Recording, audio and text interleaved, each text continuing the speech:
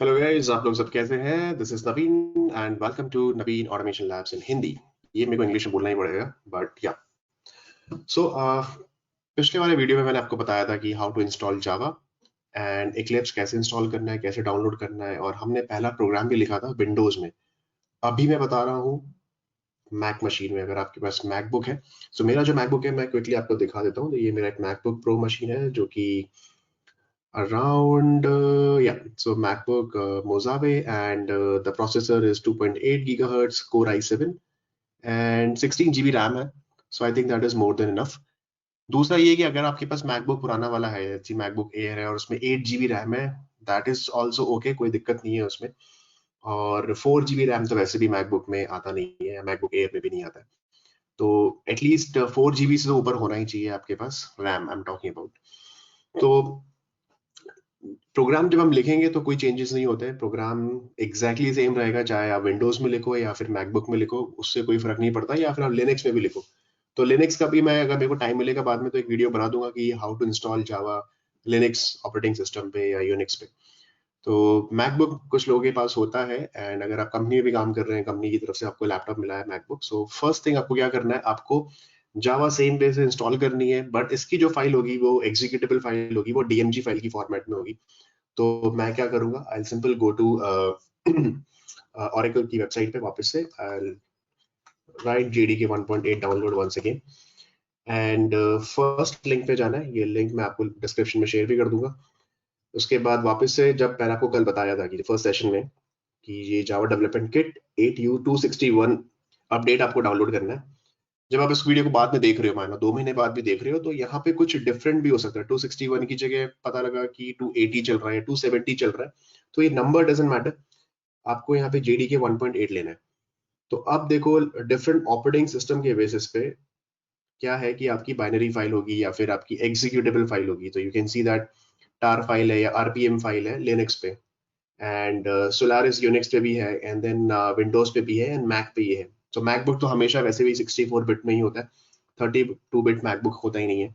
सो इसकी जो it will take around 204 MB, और यहाँ पे आपको .dmg फाइल है, आपको ये जस्ट डाउनलोड करनी है।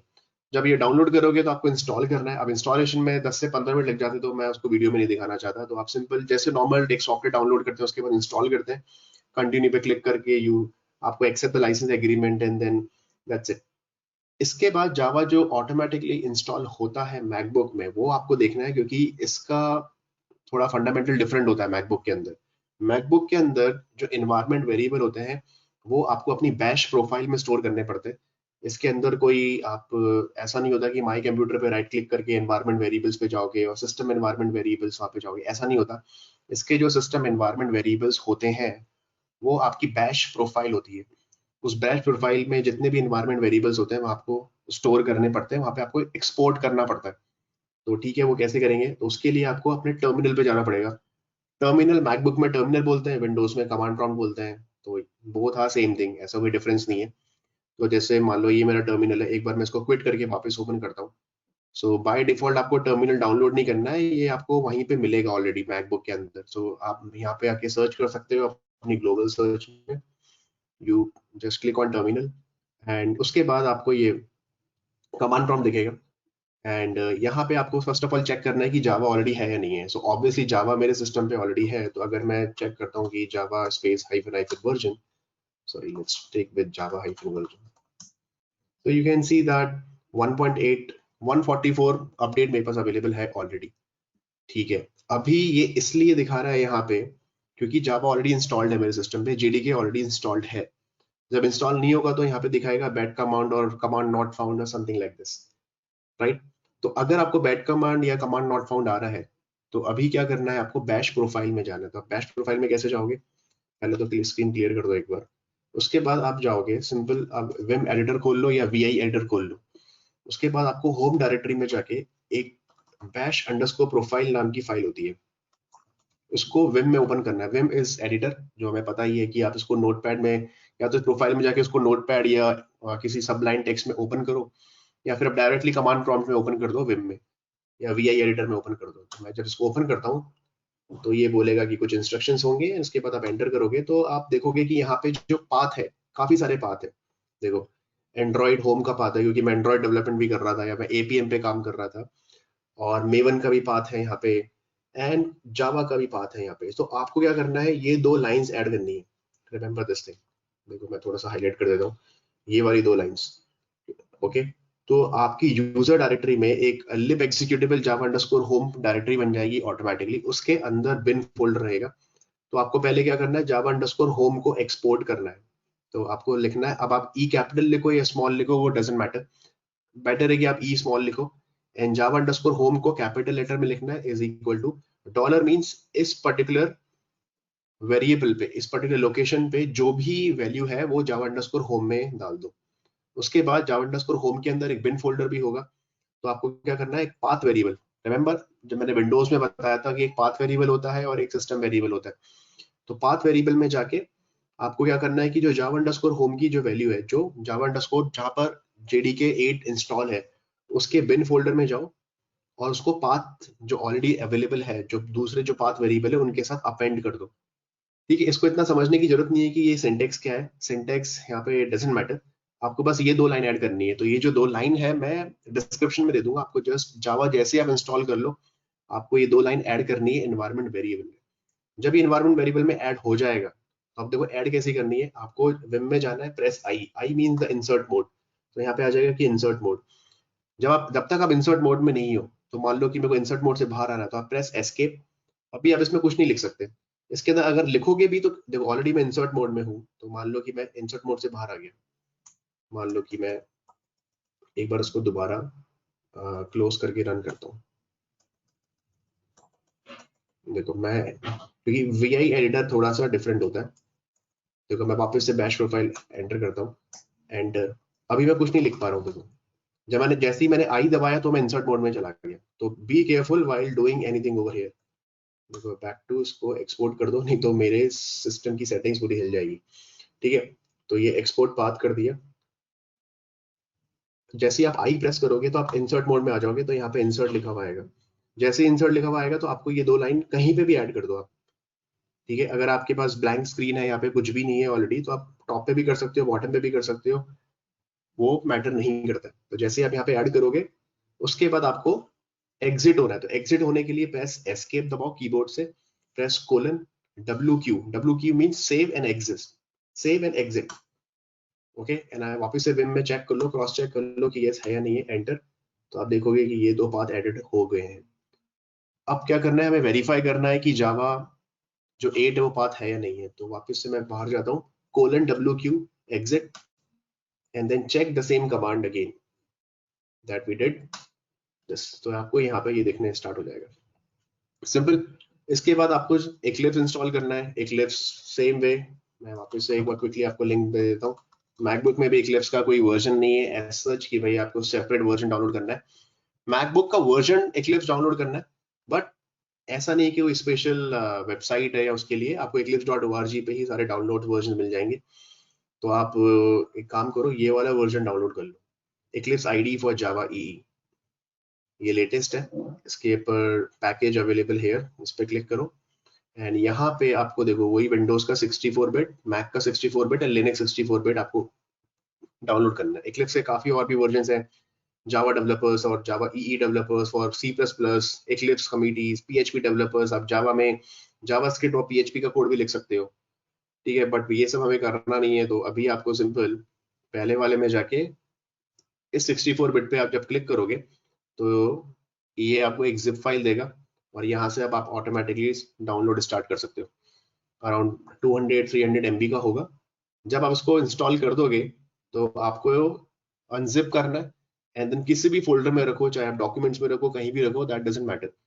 अच्छा, उसके बाद आपको एक चीज और करनी है, जब आप जावा के एनवायरमेंट वेरिएबल सेट कर दोगे, आपको कैसे कंफर्म हुआ कि एनवायरमेंट वेरिएबल सेट हो गया है। तो पहला तो ये कमांड है, जावा स्पेस हाइफन वर्जन। दूसरा ये है कि आप एनवायरमेंट वेरिएबल जो जावा अंडरस्कोर होम हमने सेट किया था, उसकी वैल्यू यहाँ पे प्रिंट करके देख लो।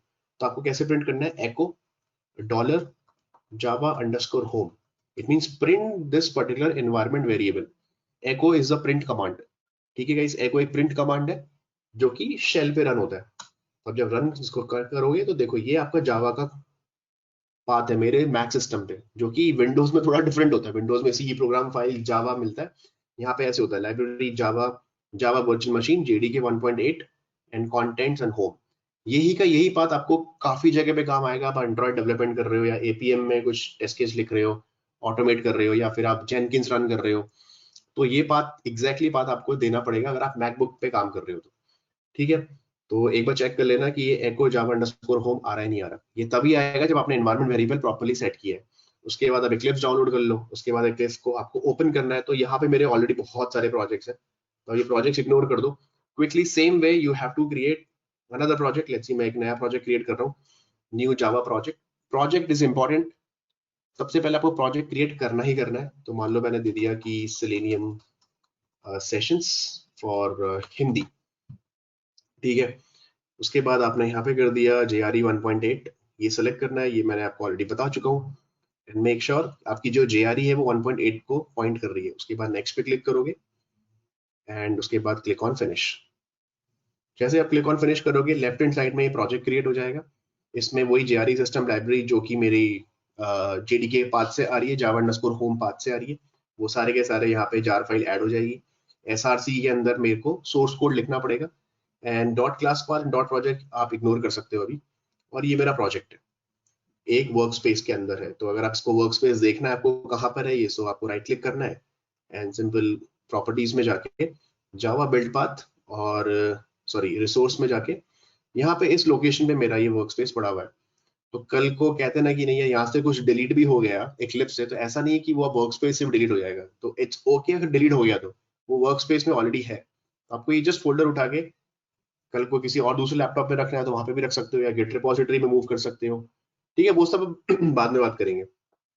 अभी क्या करना है, इसके बाद आपको ओके पे क्लिक करके एंड देन SRC में जाके राइट क्लिक करो एंड देन एक नया प्रोजेक्ट क्रिएट कर, सॉरी पैकेज क्रिएट कर लो। जैसे मैंने कर दिया जावा सेशंस, ऐसा कुछ कर दिया, या फिर एक सिंपल मैंने पैकेज कर दिया Java sessions. Click on finish.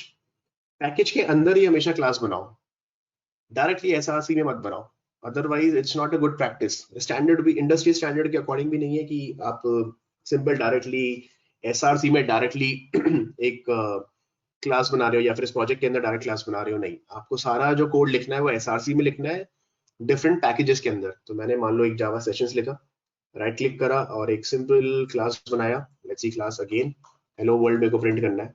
मैं कोई आज नया टॉपिक नहीं ले रहा हूँ। Select the main method and simple finish पे क्लिक करो। जैसे क्लिक करोगे तो सिंपल एक कोड ऐड हो गया यहाँ पे, ठीक है, एक स्क्रिप्ट ऐड हो गया। Same package is a keyword, Java session is my package name, public एक कीवर्ड है, क्लास एक कीवर्ड है, हेलो वर्ल्ड मेरा क्लास नेम है, ये स्टार्टिंग बॉडी है, ये एंडिंग बॉडी है क्लास की। सो आप डबल क्लिक करोगे तो ये पूरी क्लास की बॉडी दिखाएगा यहाँ पे। सेम पब्लिक स्टैटिक वॉइड एक तीनों कीवर्ड्स हैं, मेन मेथड मेथड का नेम है, ARGS एक स्ट्रिंग आर्गुमेंट वेरिएबल है जो कि एरे टाइप का है, and starting here and ended over here. Right, अब मेरे को क्या करना है, मेरे को कुछ प्रिंट करना है। तो चलो एक system dot out println, ये शॉर्टकट है SYSO। तो आपको क्या करना है, SYSO control space and then एक सिंपल मैंने लिखा हेलो वर्ल्ड, दैट्स इट। अब इसको रन करना है, right click on it, run as Java application. तो देखो हेलो वर्ल्ड। एक चीज याद रखना, अगर मेन मेथड नहीं होगा तो आप अपना कोड एग्जीक्यूट नहीं कर सकते, आपको एग्जीक्यूशन आउटपुट में कुछ नहीं मिलेगा। देखो अगर मैं दिखाता हूँ, अगर मैंने ये हटा दिया, मेन मेथड हटा दिया और मैं इसको राइट क्लिक कर रहा हूँ और रन एज कर रहा हूँ, देखो जावा एप्लीकेशन चला गया, इक्लिप्स ऑप्शन ही नहीं देगा आपको। तो मेन मेथड इंपॉर्टेंट है गाइस, विदाउट मेन मेथड आप एग्जीक्यूट नहीं कर सकते। देखो वापस से मैंने मेन मेथड ऐड कर दिया, राइट क्लिक ऑन इट, अब क्या करेगा जावा एप्लीकेशन। अगर आप बिना मेन मेथड के रन करना चाहोगे तो अभी क्या है, ऑप्शन तो नहीं देगा, बट आप इस आइकन के थ्रू रन कर सकते हो और चेक कर सकते हो कि क्या एरर देगा वो। जैसे आपने रन किया, देखो क्या एरर आ रहा है, main method not found in class in this particular hello world, please define the main method as public static void main. तो इमीडिएटली आपको एरर आ जाएगा कि मेन मेथड तो है ही नहीं, तो आप एग्जीक्यूट कैसे कर रहे हो इसको। ठीक है, तो मेन मेथड इंपॉर्टेंट है। सो यहाँ पे मेन मेथड क्रिएट हो गया। इसके बाद अब जैसे आप रन करोगे, ये रन हो रहा है हेलो वर्ल्ड। ठीक है, अब आपने कुछ और रन किया, let's see system dot out println, I simple my testing world, ठीक है, और आपने कुछ कैलकुलेशन करा, system dot out println 10 + 20 करा, तो जो भी आप प्रिंट करना चाहते हो it will be printed here, ठीक है। अब क्या करना है, एक चीज और मैं दिखा देता हूँ, इसके जो वर्क स्पेस में जाएंगे हम लोग, तो आप प्रॉपर्टीज में जाओ और यूजर नवीन डॉक्यूमेंट्स वर्क स्पेस, ठीक है, वर्क स्पेस में ये प्रोजेक्ट क्रिएटेड है, इसमें मैं वेरीफाई करूंगा कि मेरी जावा क्लासेस वहां पे है या नहीं है। तो मैं सिंपल जाता हूँ फाइंडर में, फाइंडर में डॉक्यूमेंट्स, डॉक्यूमेंट्स में वर्क स्पेस, वर्क स्पेस पे जो हमने बनाया है आज प्रोजेक्ट, प्रोजेक्ट का नाम क्या है, प्रोजेक्ट का नाम दिया है मैंने लेट्स सी सेलेनियम सेशंस, आप या जावा सेशन, जो भी आपको नाम देना है इन हिंदी, ये दे दिया मैंने। एसआरसी पे क्लिक करा, जावा पे क्लिक करा, हेलो वर्ल्ड देखो डॉट जावा यहाँ पे अवेलेबल है।